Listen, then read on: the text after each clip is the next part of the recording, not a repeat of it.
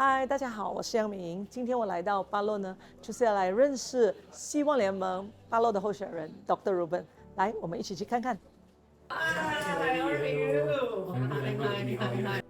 So, Dr. Ruban, are you originally from Kluang? Actually, I'm born and bred in Selangor, Klang. Then after that, I was posted to Kluang Hospital for Jabatan Pembedahan for 2 years. Then KPJ Batu Pahat. Then decided to stay in Kluang for the past 7 years. We are in Kluang. Can you tell me a little bit of your time growing up? How is your childhood like? That time we live under one roof. My father, his brothers, sisters, all. So we have 11 brothers and sisters, which is all cousins, all grow up together lah. So memang keluarga susah, kais pagi, kais makan pagi, kais makan petang. Then growing up in such a situation, after SPM, I started to work for 2 years, collected money, then I went to AIMS to study 1 year. Then after that, I decided to go to Russia because Russia was cheaper. So I flew to Russia to finish my medical degree in Russia lah. When I went to Russia, actually I went with one-way ticket because that's what we can afford. And I had to do part-time job to sustain myself. And so actually I was doing catering, cooking and selling food for people at the same time studying. So in 1 week about 200 people will buy food from me. So that's how I sustain. So, what makes you want to be in politics? When I was doing my housemanship, then I 2 years in University Malaya, then I was posted to Pedalaman. So at that day, night, I was on call, 3:30 in the morning, I had to deliver a baby. My staff nurse called me saying that already 15 minutes, normally must be delivered within 15 minutes. More than 45-50 minutes is considered dangerous. So almost 1 hour struggling, then the baby was born, so a bit bluish lah, baby. So not enough oxygen, we tried to tube, couldn't, so we put a headgear, put oxygen gear, and rushed to the nearest tertiary hospital which had all the facilities. She was crying. Then I asked her why you crying, because not enough ventilator. So she had to take out ventilator machines from 95-96% oxygen baby to give it to this baby lah. So there's not enough ventilator, and I was very angry to see one side not enough ventilator facilities to save lives, the other side corruption was going on in Malaysia. So that anger was enormous inside me. So I decided to join politics because at that time Dr. Sri Ahmad Ibrahim was starting reformasi in Malaysia.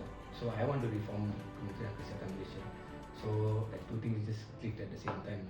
So I see that you really see that there is injustice and that motivates you to be in politics. And what are other things that motivate you?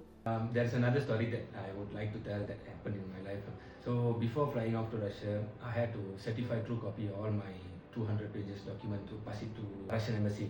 So I had to go to this Surajaya Sumpah to get chop from them. Each chop is about 5 ringgit. If 200 times 5 is about 1000 ringgit. But my mom gave me a earring to pajak.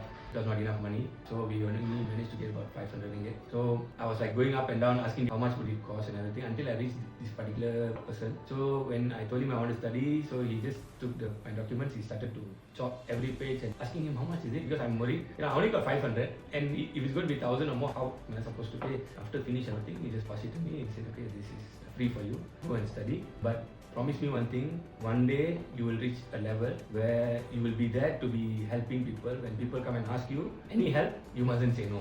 So this happened about 20 years ago and I still can remember until today.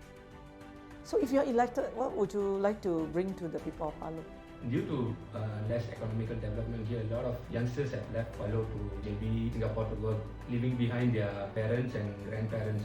So that's when we come up with a plan to Warga Prihatin Palu to register this type of warga mas who's alone in the house, whereby their families are elsewhere working, so that me and my team will be taking care in emergency responding team to take care. So we have also talked to KK Palu to aid us into this program and everything. So they have requested additional ambulance. They only got one ambulance in order for us to work together to the betterment of Palu lah. The second one is to make sure keselamatan jalan raya.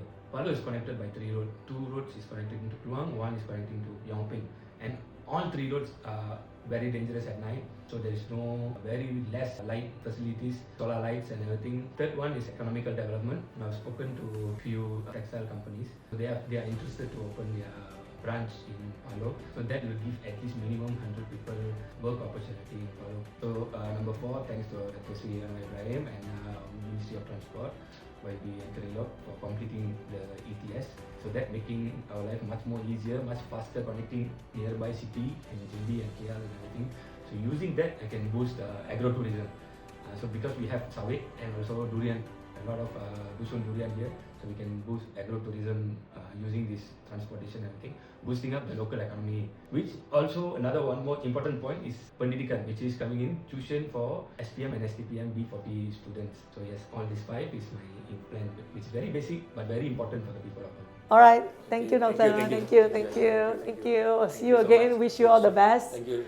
访问完 Dr. Ruban 过后，让我感触良多，主要是看到一个年轻人，他怎么样的从一个贫寒的一个家庭，然后一步一步的成为了医生，然后做了医生过后，然后看到不公平的东西，又想要发声，就进了这个政治。然后那个帮他 chop 的那个不输入加油的那个故事也很感动我，就是怎么样别人对我们的好，我们把这个好也来对别人。所以我希望呢巴洛的所有的选民呢能够支持 Dr. Ruban， 那些在外地工作的，请回来投 Dr. Ruban 一票，让 Dr. Ruban 来服务这里的所有人。